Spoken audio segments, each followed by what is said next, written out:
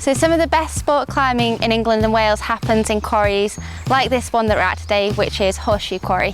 The great thing about climbing quarries like this is it is really easily accessible, but it is a big step up from climbing indoors, and you have to think about all the hazards that may happen outside. A good example of that is loose rock. So whether you are going outside for the first time or whether you've been climbing for a long time, this is a rundown and a refresher of the essential skills you might need. I know it's a no-brainer when it comes to access, but please be considerate. Try to think about things like parking. If it is too busy, maybe move somewhere else. Take your rubbish home with you. Be considerate of other people that are climbing at the same venue. We want to keep the access open to these places. Quarried limestone gives lovely technical, crimpy wall climbing. If you are going sport climbing, you generally need to bring about 14 quick draws, a helmet, a 60-metre sport rope, a guidebook, and a clipstick for your safety.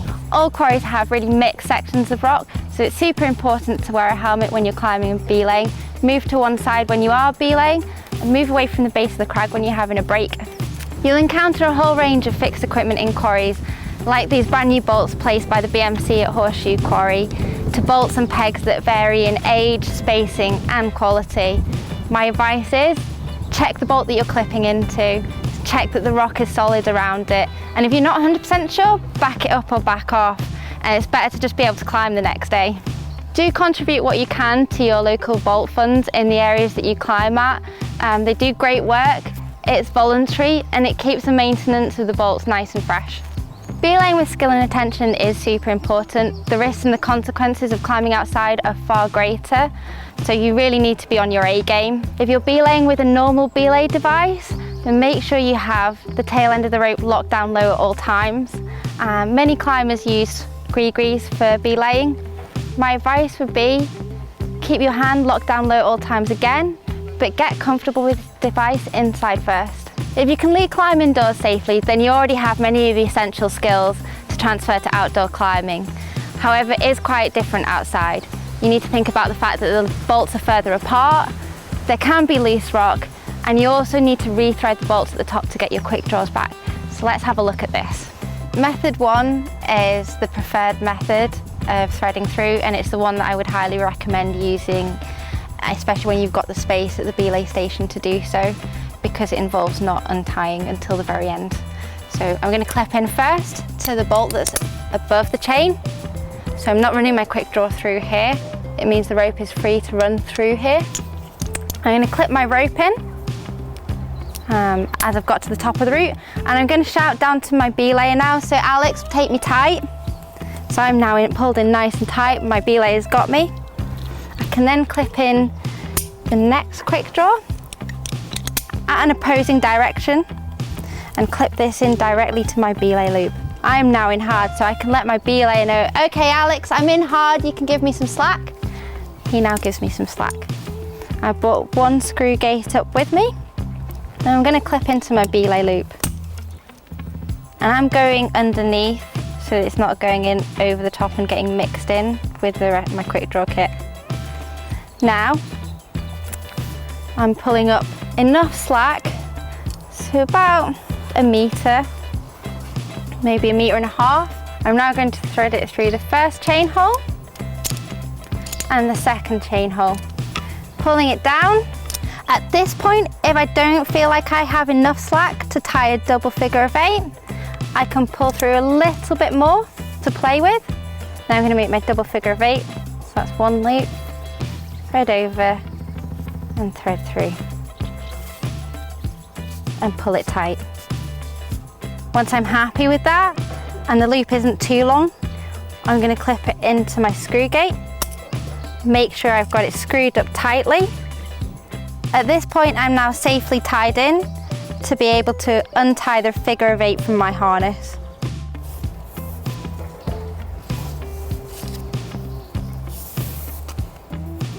Once I'm untied, I'm going to pull the tail end through. And now I'm safely into the belay system. What I'm now going to do before I unclip anything is to shout back down to Alex and say, take me in there, I'm safely in. He's got me in nice and tight, and now the tension is back on the rope. So what I'm going to do first is unclip the quick draw that's in on the rope, take it out of the bolt. I'm going to clip it to my harness. What I want to do, because I want to be tidy and not have the tail end of the rope all over the place, is just tie it off into an overhand and clip it in. And I'm not going to trip over it then. I can pull up. Alex has got me in nice and tight. Take the tension off this quick draw, unclip it from the bolt, take this onto my other side of the harness, and I'm ready to be lowered down. Okay. Method 2 that I'm going to show you is generally used when you don't have the space to thread the rope through on a big chain. So we're going to ignore that this part of the equipment is here, and we're just going to focus on the bolts here. And you can see that there's very little space to thread the rope through in the way that I showed you before. So this means that we are going to have to untie our figure of 8 in as safe a manner as possible and then thread through. I'm going to clip in again, and I'm going to clip the rope into the quick draw. Okay, take me there. And I'm going to clip in again into my belay loop. So it's the same setup initially as the first method, but this is where it gets different. So I'm going to grab my screw gate again and clip it into my belay loop. But what I'm going to do now is pull through about 2 meters of slack. So I've got enough to play with. I'm going to do a double figure of 8 again.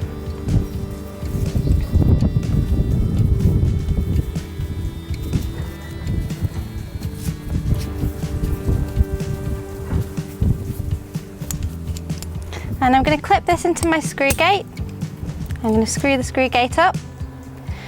Now how this works is that my belay now has me in tight on here, and I'm backed up directly in through my belay loop. If anything were to go wrong, I'm still clipped into this rope and backed up through this quick draw. Now I can safely untie, as I've got 2 points of safety. Untie.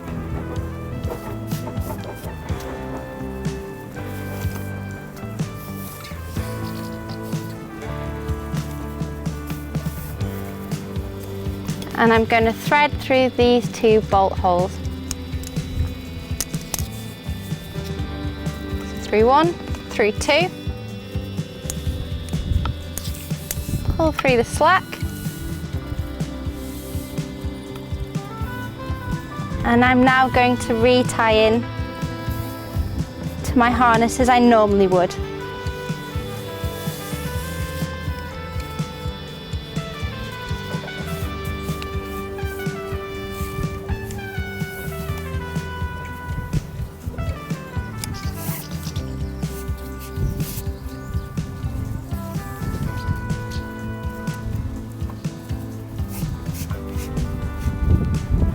So I'm happy with that. That all looks good to me. Now I'm safely in on this point. I can untie this double figure of 8 from my screw gate.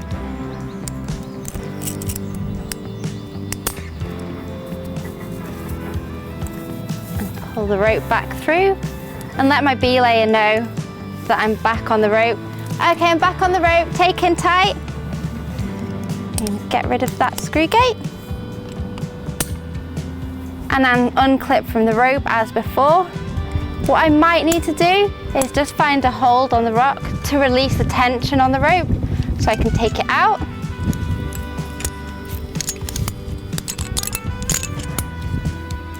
That's 1. And then 2. Okay, I'm ready to lower off.